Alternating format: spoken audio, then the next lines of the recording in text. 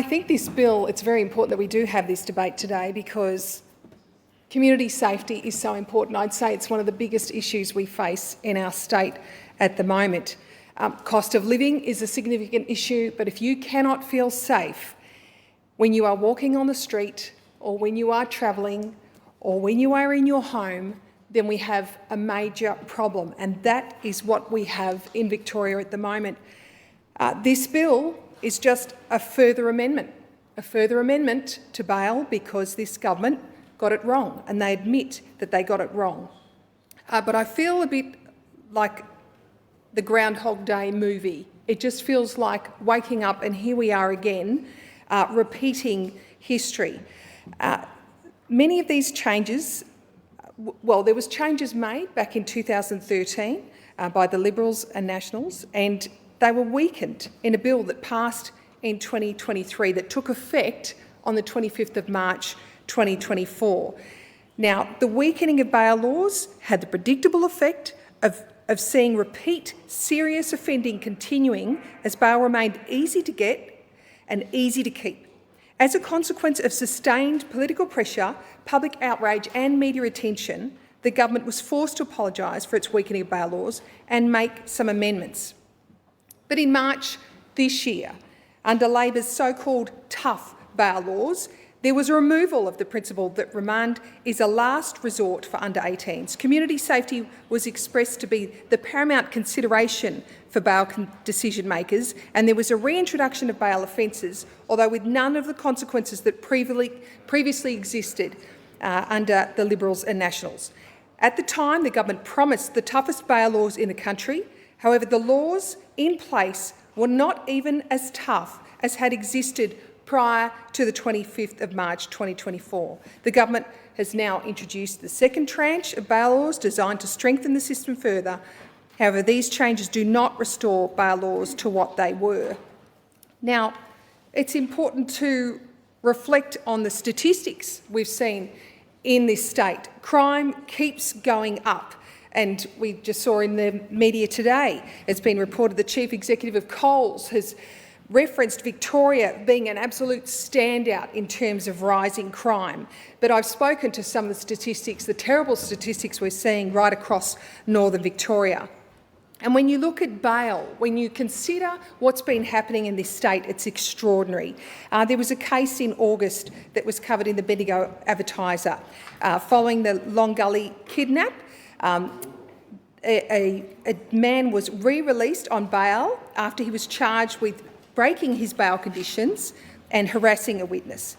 Then there was a case of a 13-year-old who has been found to viciously assault dozens of people released on bail. Now, the types of things that had been done were stomping on people's heads, chasing them down in the street with a gang, kicking them in the face. I mean, this is extraordinary, the type of behaviour we're seeing. And then there was a 16-year-old released on bail and within 48 hours was out breaking into homes, invading homes, a home in Huntly where there were 4 young children inside. Now, he has 42 charges. Now, also found driving dangerously in a police pursuit. Then there was another case of a 27-year-old who committed burglaries while on bail, and he was joyriding in a car 220 kilometres an hour. Also involved in an incident at BP in Rochester, but extraordinary. And then again this year, a car thief. A car thief let out on his, 55th count of bail, 55 times. This is extraordinary. And I would ask, where is the government in all this? What are they doing to address the crime, the rising crime in this state?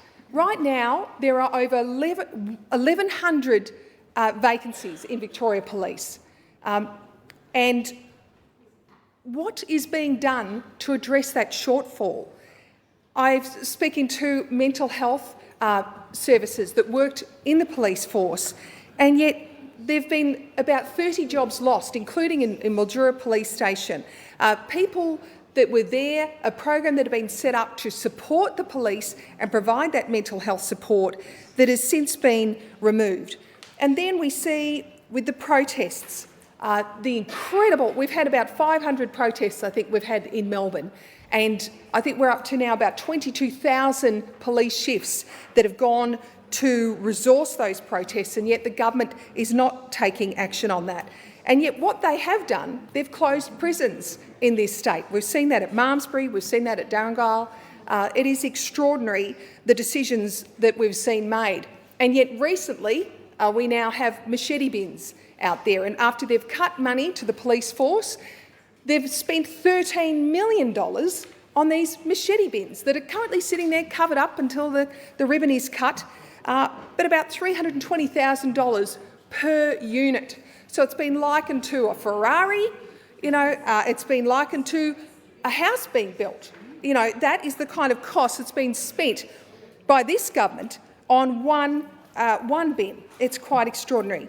Now, our police do an incredible job, and we know how risky it is. We are reminded of that today, and I support the comments made earlier by Ms Lovell. We have a situation in Victoria today where 2 police have been shot and one's been wounded near Bright. And the risk that they face and the devastation that will cause not just to the families and the colleagues, but to police force right across this state. And we want to send our condolences to that and the people affected. And I was reminded just recently of the incredible service done by members of our police force. Nigel McDonald, I had the privilege of being able to attend his celebration on his retirement with Brad Batten. He came to Bendigo, and Nigel has served in the force since 1976, and it was wonderful that his wife Sue was there and was also acknowledged for her contribution in the support that she's shown to him in all those years of service. So it is so important that we support our police, and our plan with the Liberals and Nationals is to make this bill better. The break bail face jail provides reinstating the offence of commit indictable offence whilst on bail as a Schedule 2 offence, triggering an uplift in the bail test. By contrast, Labor's legislation exempts dozens of indictable offences which will not see an uplift in the bail test. We also want to reinstate the offence of breaching bail conditions without reasonable excuse as a Schedule 2 offence, triggering an uplift in the bail test. By contrast, Labor does not provide for a bail uplift for breaching a bail condition. Also, removing the current exemption for youth offenders who breach bail conditions without reasonable excuse, ending the free pass for under 18s. By contrast, there is no penalty for minors who breach a condition of bail under Labor. And listing robbery and burglary as Schedule 2 offences, meaning tougher tests apply. By contrast, Labor's legislation will only see these offences incur a tougher bail test when it is for a repeat offence on bail, not for the initial offence. Now, I feel that we have a responsibility in this chamber, on both sides of this House, every member of this chamber, to uphold community safety. And I think of the people that I've met in the last year. There's been, a news agent who's had contents robbed from his store. I've spoken to countless families that have had their car broken into or stolen from their home. I've had people that they've had an attempted stabbing. It did occur. They had the husband was stabbed after their home was broken into. And I've met many police officers who are frustrated and sick and tired of this revolving door. They do the work, but they need the law and the courts to back them up. Now, it's important. It's important to be fair, but to be fair requires consequences, not an endless free pass. Now, I was surprised to hear Mr Batchelor earlier talk about our proposed changes, doesn't work, won't work, but yet here we are. Is the government's way working? No.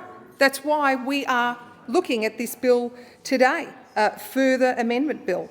So we will support this bill, but we have put forward amendments because it is clear that the government's approach has not worked.